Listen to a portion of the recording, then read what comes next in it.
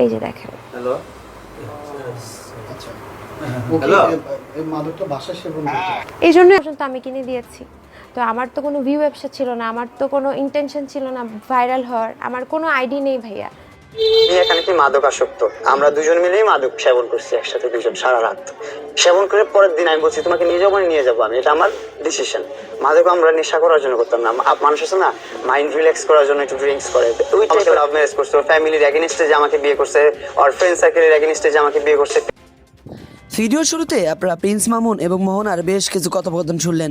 ভালোবেসে প্রথমে লাইলাকে বিয়ে করেছিলেন প্রিন্স মামুস, পরবর্তীতে তাদের ডিভোর্স হয়ে যাওয়ার পরে প্রিন্স মামুন আবারও বিয়ে করেন মোহনাকে ভালোবেসে বিয়ে করেছিলেন। মোহনা তার পরিবারের এগেনস্টে গিয়ে প্রিন্স মামুনকে বিয়ে করেছিলেন, কিন্তু খুব অল্প দিন তাদের সংসার টিকলো।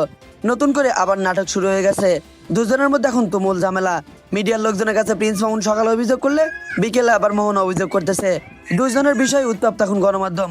তবে এখন কথা হচ্ছে কার কথা আসলে সত্যি, প্রিন্স মামুন সত্যি বলতেছে নাকি মোহনা সত্যি বলতেছে? বিষয়টা নিয়ে এখনো যেন খোলসা ছাড়তেছে না মিডিয়া পাড়ায়। তবে বিষয়টা নিয়ে আপনার মন্তব্য কি? ভিডিওর কমেন্ট বক্স খোলা রয়েছে, আপনি আপনার গুরুত্বপূর্ণ মন্তব্য ভিডিওর কমেন্টে জানাতে ভুলবেন না। আর প্রিন্স মামুন এবং মোহনাকে নিয়ে আপনার আসলে কেমন মনে হচ্ছে? এদের মধ্যে আসলে দোষী কে, প্রিন্স মামুন নাকি মোহনা, সেইটাও জানাবেন। ভিডিও শুরুতে মোহনা এবং প্রিন্স মামুন পাল্টাপাল্টি অভিযোগ করেছেন, দুজনের অভিযোগ কতটা যুক্তিপূর্ণ এইটা নিয়ে আসলে উত্তপ্ত এখন গণমাধ্যম। তবে খুব তাড়াতাড়ি বিষয়টা খোলসা হয়ে যাবে, ততক্ষণ পর্যন্ত আপনারা আমাদের সাথেই থাকুন।